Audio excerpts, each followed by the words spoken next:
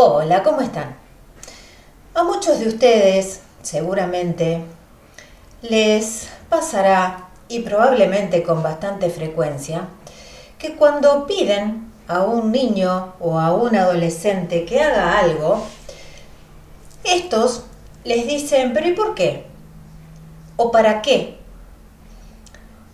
No necesariamente por un interés genuino en saber el por qué o el para qué, sino como molestia, porque hoy, pero ¿por qué tengo que hacer eso que me estás pidiendo que haga? Y a veces, frente a la respuesta que obtienen a esa pregunta que hicieron, si se les explica, si se les da alguna explicación, viene otra pregunta y que es, pero ¿y eso para qué me va a servir? ¿O de qué me sirve eso? En líneas generales, esa otra pregunta es la que altera el humor del adulto del que se trate, que esté involucrado en esta situación, y de alguna manera se llega al punto de, bueno, mira, hacelo porque te estoy pidiendo que lo hagas, o porque necesito que lo hagas, o porque yo quiero que lo hagas, pero no dándoles a ellos la explicación adecuada respecto a la utilidad que eso que se les está pidiendo que hagan va a tener para ellos. Y muchas veces este punto no se concreta porque nosotros mismos, porque el adulto en cuestión no es exactamente consciente de cuál es el sentido o de cuál es la utilidad que va a tener esa actividad, esa acción para ese niño o para ese adolescente. Muchas veces, cuando esto me sucede a mí, y obviamente me da pie a todo un trabajo posterior, los chicos terminan haciendo gestos como de agrandar los ojos o wow, pero nunca me puse a pensar en eso o no me imaginé.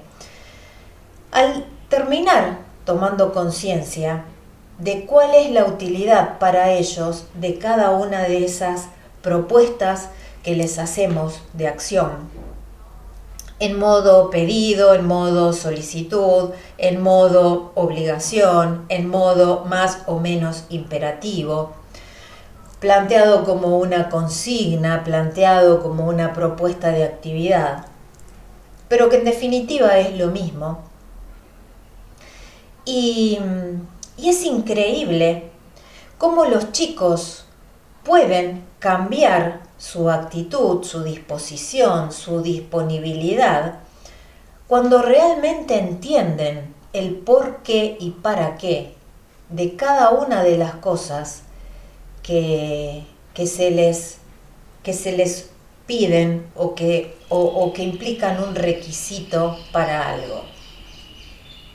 Por ejemplo, un par de ejemplos concretos. Bueno, vamos a jugar con las canicas. Oh, sí, me encanta, vamos, qué bien, bla, bla, bla. Bueno, pero esto no es simplemente un momento de juego que vamos a decir, bueno, nos juntamos a jugar a las canicas. Vamos a ver de qué te sirve jugar a las canicas o jugar con las canicas. Porque generalmente para los chicos, para el común de los chicos hoy, jugar cualquier tipo de juego va de la mano del ganar. Es como que no se concibe la situación de juego para perder ni por casualidad, pero no se concibe como una razón de aprendizaje. Independientemente de que me guste jugar, independientemente de que adore ganar, ¿de qué me sirve esto? Entonces, este ejemplo, las canicas. Bueno, mira, esto puede puede serte útil desde un montón de lugares. Primero,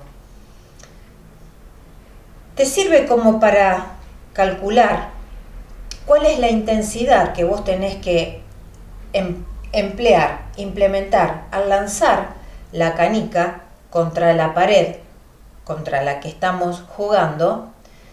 Te sirve para calcular con qué intensidad tenés que hacer el lanzamiento, teniendo en cuenta la distancia que hay entre donde estamos nosotros posicionados y esa pared hacia la cual lanzamos las canicas. Porque de la intensidad con la que vos hagas el lanzamiento va a depender que esa canica se mueva a determinada velocidad, llegue lo más cerca posible de la pared, rebote contra la pared y nos vuelva prácticamente a las manos. Entonces eso, por ejemplo, fíjate que te está sirviendo para eso, para darte cuenta con qué intensidad vos tenés que lanzar la canica. Entonces eso te va a permitir autorregular esa intensidad, esa potencia que vos pongas al lanzar. Y te va a permitir darte cuenta de que no es lo mismo en un espacio en el que nos separan 60 centímetros de donde estamos hacia donde tenemos que lanzar la canica, que es una canica, así vos tenés que lanzar una pelota en un espacio abierto donde hay otra persona o no, porque no es lo mismo jugar con una canica en un espacio en donde estás separado de donde estás a la pared 60 centímetros a, por ejemplo, jugar al pádel en una cancha de pádel donde tenés además un objeto, un elemento que tenés que manejar y una pared a otro tipo de distancia, otro material, otra posición. Ahí ya empiezan como, ¡apa! Te sirve para darte cuenta de cómo vos tenés que medir el lanzamiento respecto a que vos estás queriendo golpear otra canica para poder llevarte esa, y si son más de una, mejor.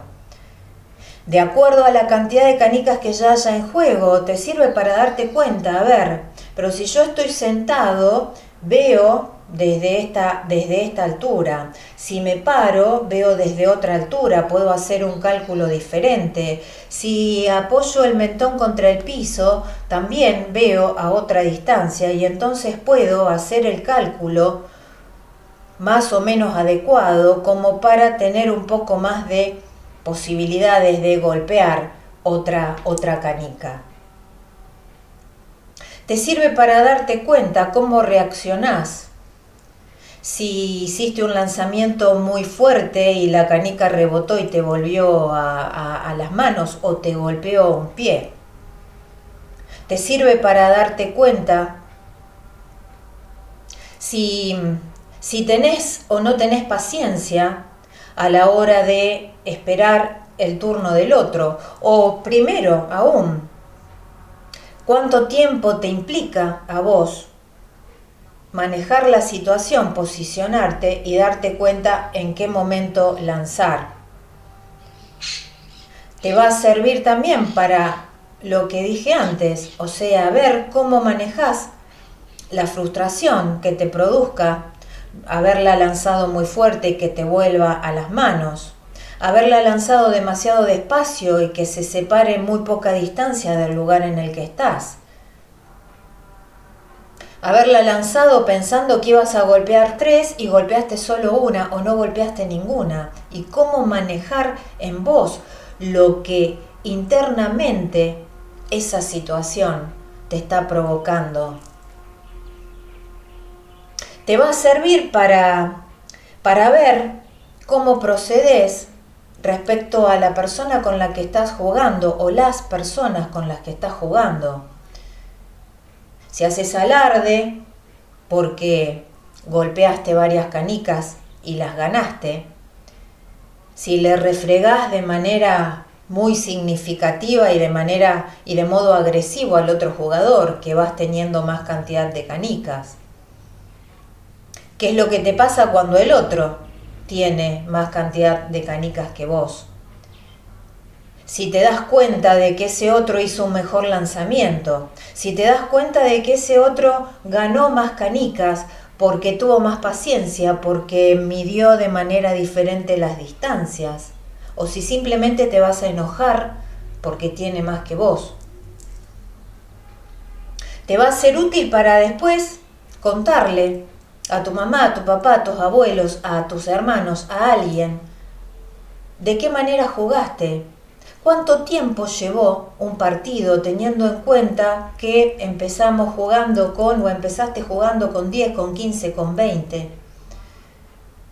Entonces poder calcular, bueno, pero entonces si usando 10 canicas jugué 15 minutos, ¿cuánto se supone que me llevaría a jugar un partido si uso el doble de cantidad de canicas?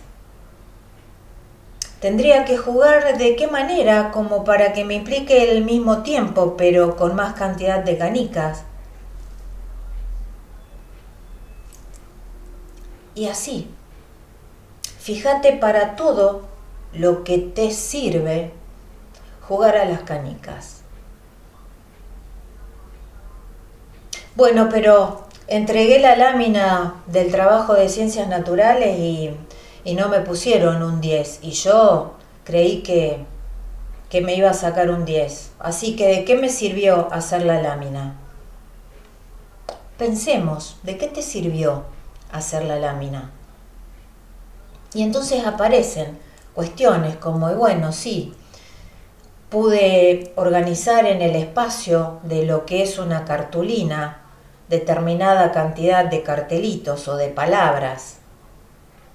Claro, me hubiera salido mejor si hubiera hecho la letra más chica.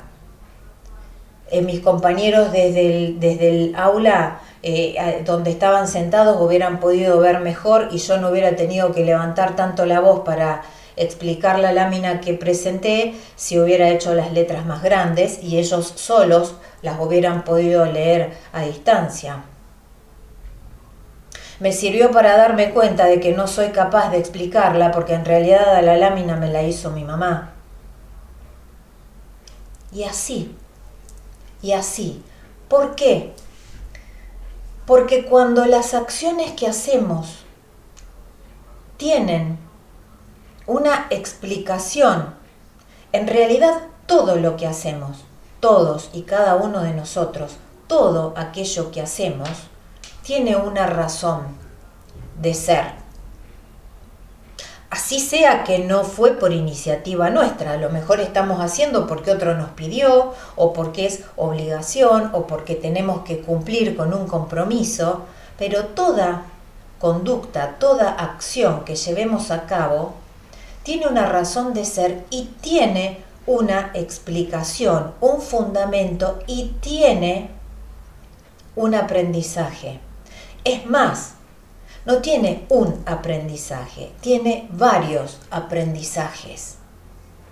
Y cuando nosotros como adultos lo vamos entendiendo y somos capaces de explicarlo en esos términos a nuestros hijos, si ustedes lo hacen, sabrán de qué estoy hablando. Y si no lo hacen y empiezan a intentar hacerlo, se van a dar cuenta de las diferencias. Porque cuando uno tiene la explicación, encuentra el sentido. Entonces no es simplemente que tengo que hacer porque te tengo que dar el gusto a vos, o porque me tengo que sacar una buena nota, o porque si no traigo a casa un excelente me van a sacar el celular, o no, porque me sirve a mí, porque esto es útil para mí, porque esta situación que yo estoy viviendo tiene 1, 2, 3, 4, 5 aprendizajes para mí. Porque me permiten a mí darme cuenta de cómo yo me comporto ante cierta situación. Cómo reacciono ante algo que no me sale bien. Cómo reacciono ante algo que me sale. ¿Cuánto tiempo? ¿De qué depende que yo obtenga un mejor o peor resultado? ¿Qué tengo que modificar la próxima vez que quiera lograr este mismo resultado? Si habiendo hecho esto, el resultado fue este, ¿qué tengo que modificar la próxima vez? Entonces ya de por sí, si me estoy dando cuenta de qué es lo que, a dónde fue que fallé, o qué hubiera podido hacer yo de manera diferente para que el resultado fuera el que yo realmente quería, ya eso de por sí, eso por sí solo es un aprendizaje que me va a posibilitar la próxima vez que me vea en una situación similar, hacer otra cosa en procura de un resultado distinto al que obtuve antes.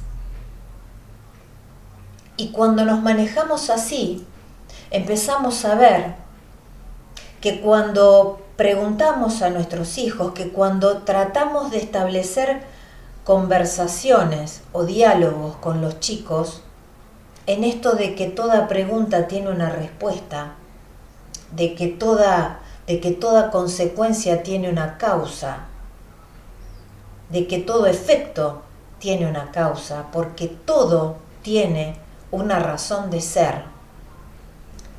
La cotidianeidad cambia porque empieza a cobrar sentido, porque claro, ahora sé por qué tengo que hacer esto o para qué, porque esto me va a servir, porque esto me sirve, porque esto me es útil. Oh, y Ale, ¿de qué me sirve a mí saber cuáles son los climas de Argentina? Bueno, sentate y ponete a pensar, manejando todos los conceptos, los contenidos que vos tengas respecto a la cantidad de climas que tiene la República Argentina. Ponete a pensar realmente.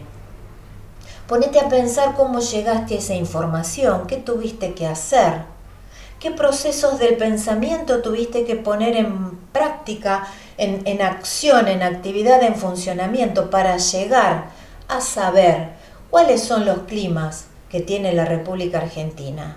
Y date cuenta entonces de qué te sirve, de qué te sirvió, porque a lo mejor el contenido en sí, como plantean muchos, Ale, si quiero saber algo lo googleo y ya está. Perfecto, eso es búsqueda de información, pero lo que importa es el paso a paso, los procesos que tuvimos que poner en práctica, en juego, como para obtener esa información. Y ese es el aprendizaje.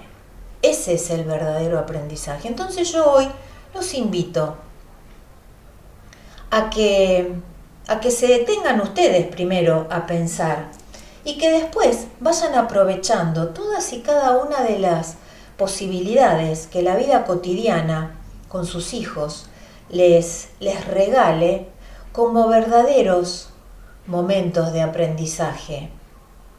Y que entonces se detengan todos. A ver, espérate, vos estás protestando por esto, porque tenés que hacer esto, o porque tuviste que hacer esto. ¿De qué te sirvió? ¿De qué te sirvió sacarte una mala nota?